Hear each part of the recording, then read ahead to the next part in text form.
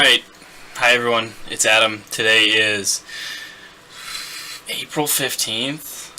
I'm one of those people who still has to count the months, it's 4 is January, February, March, April. Anyway, so I did not work out today. Today was my rest day. I had pretty sore arms today, what a surprise, and my shoulders are not so sore, but everything else is kind of settling off. Hopefully it will be completely recovered by tomorrow, or else I'm going to be pretty sore for chest and back day, which sucks. But since I'm not talking about my training today, since my training is not a big deal today, I wanted to talk about something else. And so I want to go ahead and give you guys a warning. I'm going to be talking about mental health issues today, and some of it gets kind of serious. So if you don't want to hear about that, then go ahead and pause the movie right now. But I've talked about my issues in the past a lot lately. I've been very open about them. It's very much I don't want to say ancient history, but it's pretty far in the past for me now. So I'm past the point where it really hurts to talk about it, and I feel like I'm lucky in that way. I feel like I've maybe been able to handle things a little bit better than a lot of other people would have in my situation, or do every day. So obviously this is an important topic for me. I've kind of talked, obviously, in my intro video about how I struggle with anxiety and depression, and in particular I have some kind of generalized anxiety issues. They're not a huge hindrance in my everyday life, but the way they tend to manifest themselves is that if I'm in a bad place, or if I get really upset or something like that, my thoughts tend to turn into this thing where I'm thinking the same exact things over and over and over in a pattern, like in a circle, and I can't get out of it. And so I might be stuck thinking the exact same three things over and over again for days or weeks.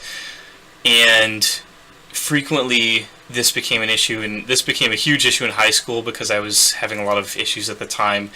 I was having romantic issues because I was, well, not dating, but interacting with women for the first time.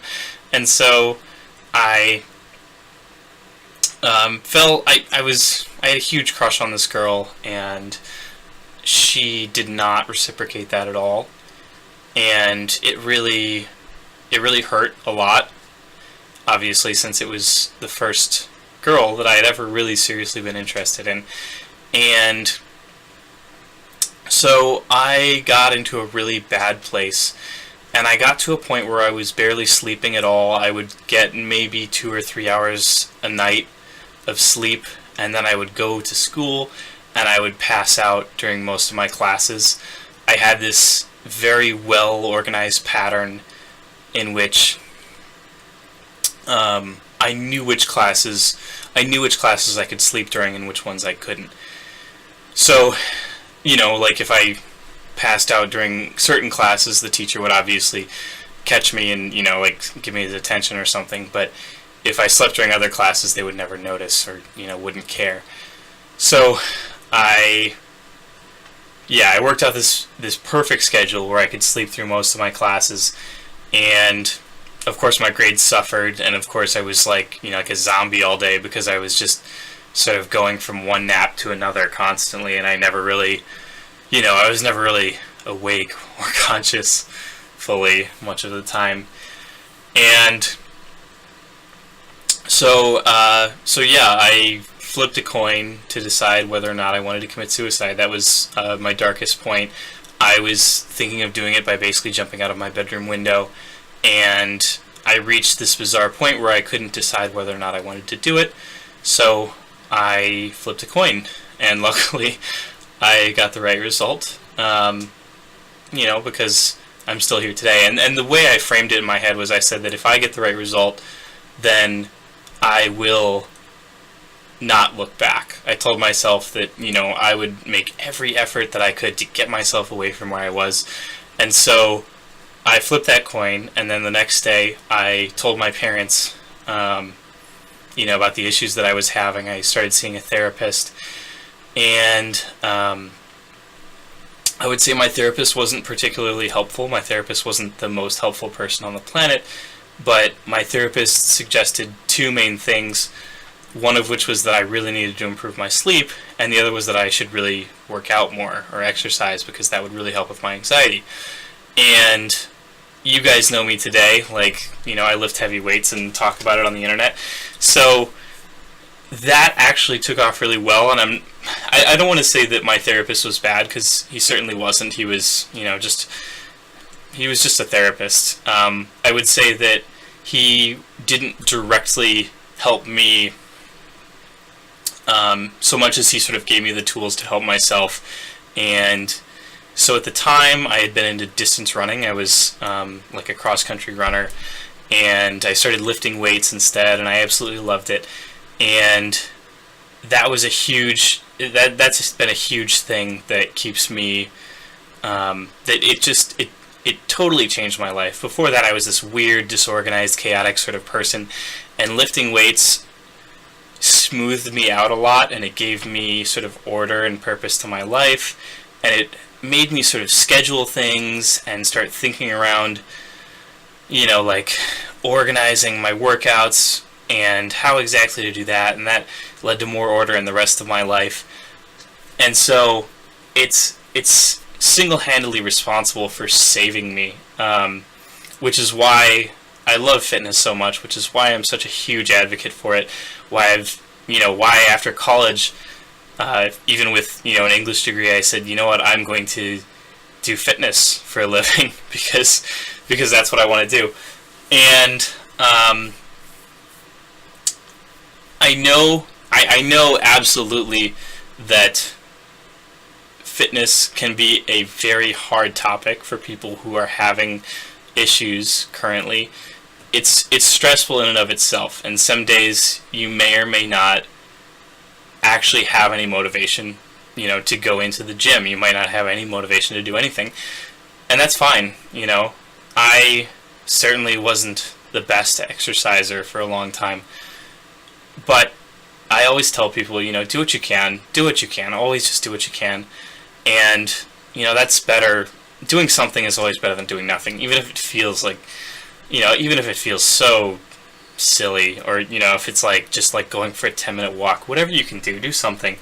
I don't think everyone has to be, the next great athlete. I don't think everyone has to dedicate their life to it like I did, but, I think everyone should do something. I think everyone should do something regularly, and I think that it would make a huge difference in sort of how we see ourselves, how we feel about ourselves. I feel so much better. My body image is, through the roof compared to the way I used to look at myself and the way I used to feel about myself. And that's made a huge difference, So that's I just kind of wanted to get that off my chest. I kind of wanted to share my story in full so that you guys know, so you guys can understand me. And you also have to understand that when I said I wouldn't look back, when I said that I would do everything I could to get away from where I was, I meant that I was going to be the best person that I could. I was going to be, I was going to be the smartest, the strongest, the richest, the wisest person in the world. That was what my 14, 15, 16-year-old head was saying. That was what I said. And obviously I've gotten older, and when you get older, you look back on some of the stuff you said when you were 12 or 13 or whatever, and you're like, oh, that's garbage. I was so silly. But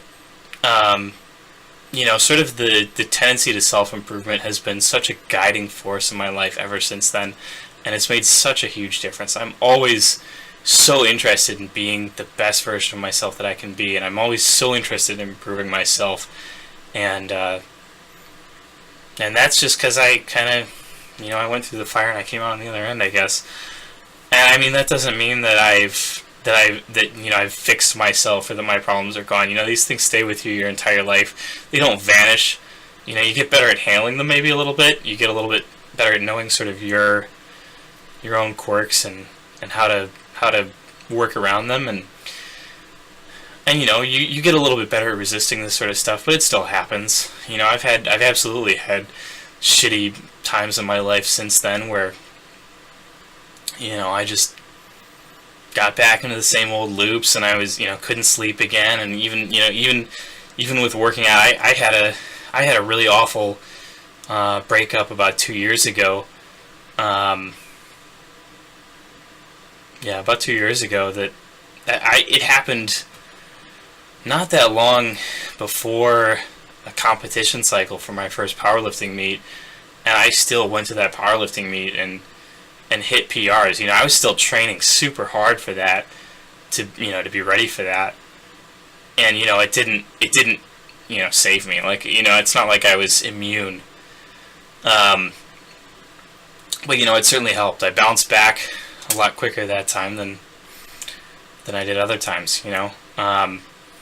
So yeah, again, it can be hard to do, but do what you can. Anything helps, and it's not like a perfect solution, but it absolutely gets you somewhere. Well, it's good to share that, I guess. Yeah, that's really all I have to say for today, I guess. Thank you for listening. Thank you for watching. As always, please subscribe, please share, and I'll see you guys tomorrow.